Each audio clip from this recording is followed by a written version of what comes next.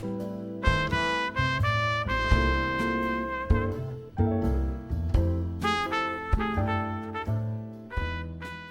my name is Joe Jackson. I'm a journalist, author, interviewer, and broadcaster. And between 2000 and 2007, I freelanced for the Sunday Independent, Ireland's biggest selling newspaper at the time. But frankly speaking, I was no fan of the newspaper in its most recent incarnation because I felt it too often went for the lowest common denominator, specifically in terms of sex and sensationalism and shallow living. And so I was delighted when, during my negotiations with its deputy editor, Anne Harris, she said she wanted me to do much the same Joe Jackson interview I'd been doing for a decade with the Irish Times. And we agreed that I should track down in particular people who'd gone through dark periods and not only survived, but in some cases had epiphanies which, ideally, might help to illuminate the lives of our readers. As it transpired, I'd always been thus inclined when it came to the telling of stories. I also felt that during the so-called Celtic Tiger era in Ireland, it might help if I reminded readers now and again that there's more to life than the quest for material acquisition, such as spiritual growth, for example. Yeah, I know, all of this may sound precious and stupid and po-faced, but to quote Elvis, baby, I don't care. Either way, what follows is one of those interviews, and by the way, in mid-2020, as the world slid deeper into the shadow of the growing COVID-19 pandemic, I put together the best of these interviews in an ebook called From Darkness to Light. It's available from all ebook outlets, and some of my articles are on my website, joejacksoninterviewer.com. Enjoy the podcast. I'm not going to talk about your marriage breakup, but did you then run into the arms of the first man who opened his arms to you?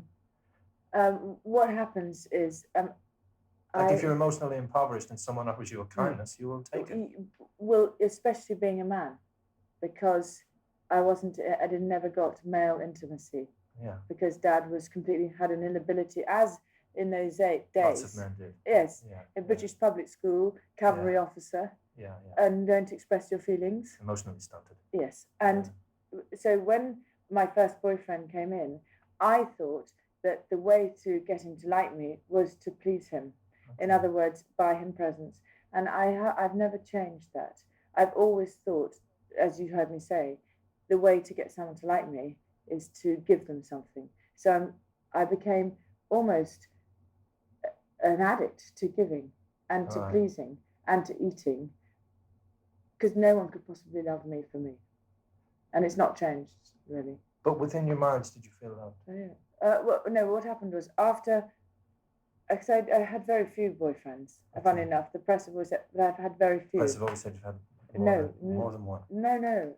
Yes, more than one, but not as many as they've said. Okay. And so then I always am a long playing record, because I never change, right? So the first... You mean long relationships? Long relationships. And I haven't heard the analogy of a long playing record for a while. I know. I know what you're saying.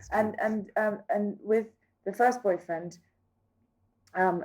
was from 18 to 21, and at 21 I then was with my second boyfriend until I got married. And was your second boyfriend Andrew? No, second boyfriend was Paddy. Okay, all right. And he Paddy McNally. Yeah. All right, Paddy McNally. Okay. And he he's a great Irishman, and he was 22 years older than me, and I was 21, right, okay. And he was my father figure. Absolutely. And I was 21, he was 42. That's roughly right, and he was very solid for me, and yet then, as time went on, I think he obviously, whatever happened, but I thought the only way to be a good girlfriend was never to nag, never to complain, never to ask for anything, never to say anything. Otherwise, he'd go and leave me. Like your father. Yes, like my father. And so, but that was doomed romantically, wasn't it? Sorry? It was doomed romantically. Yeah, completely, of course. You were playing because a daughter I was role. doomed. Yeah, you were doomed. But you were also playing a daughter role, and many young women who get involved with an older man for that reason will find that out inevitably. Yes. So, he's not my father. Yes, right, Joe. So the role that I played with Dad, I played with Paddy. So I would put up with anything that Paddy happened to do. All right. Did you then, and it's the last question, did you then put up with anything Andrew would do, or anything in that situation, or when did you say, Sarah, you have to take a stand here? I didn't.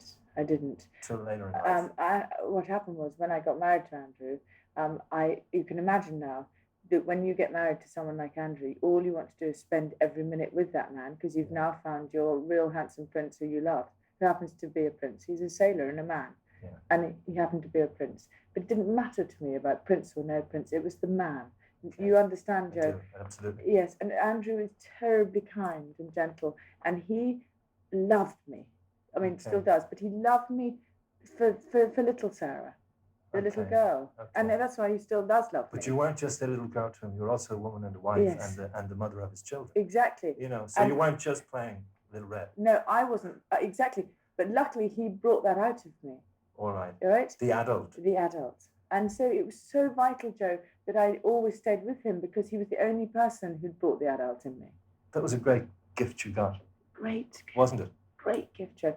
But that's why it was so cripplingly sad. That's why it's so cripplingly sad. Because I got such a gift from him. Yeah. And he was then, I said when I married him, promise me that if you are a sailor, the only way I can be a sailor's wife, if I come with you. I have to go to Dorset and live in a cottage. I've come from a farmer's daughter. I could live in a cottage in Dorset. He said, yes. If you marry me, we'll go and live in Dorset, or we'll go, because that's Portland where he was based, or we go and live wherever you're based. I said, okay, but please, you have to promise me I have to stay with you, because that's my need. Yeah.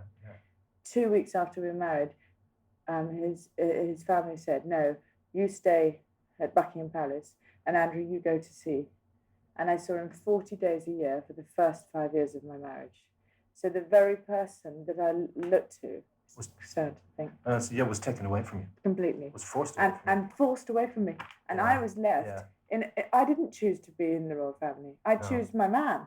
Yeah. I suddenly realised I was left with all this. All right. But that wasn't the deal. The deal was my man. But it was also the adult in you were being forced away from too.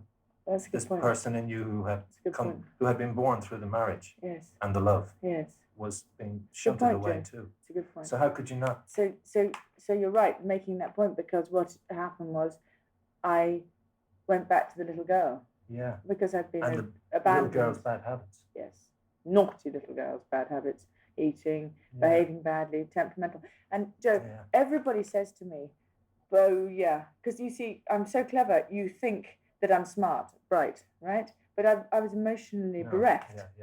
Bereft. So I wasn't. I was never educated. I left school at 16, didn't have any O-levels, didn't know what I was doing. No one had taught me about being a woman or style or clothes or anything. Yeah. She was in Argentina and it was the Falklands War. So I wasn't able to talk to her for many years. All right. Okay. And so when Andrew, when I reverted back to the child, which I didn't know, I know this now, but at the time I didn't. Of course I did. I was kicking against boundaries. I was kicking against anything because all I wanted was to have my man, and he'd gone. Yeah. And I thought it was my fault again. Is that what you carried then forward? Yes. That sense of remorse? Yes. Like I broke up my parents' marriage. I added to the death of my mother's child. Yes. She left because I cut my hair, and now I've pushed away. Failed my own marriage. Of course I had. And that's this tragedy, Joe, is that, and you now know me, you now know what I'm talking about, you can relate to it. You know that I was completely unaware that the little girl had got, I was in the grips of the little girl. Yeah. And it wasn't until I joined Weight Watchers that the counsellors at Weight Watchers, the leaders, sat me down and started to teach me about emotions. And they also told you to shake hands with that little girl. Yes, exactly. And to embrace her. Embrace her. I still find it difficult today. But I'm getting better. Yeah, you can see that. Hi, Joe Jackson here again. I thank you for listening to this edition of the Joe Jackson Interviews podcast. And don't forget, if you want to read a selection of my most inspirational Sunday independent interviews, check out the ebook From Darkness to Light, or check out the articles on my website, joejacksoninterviewer.com.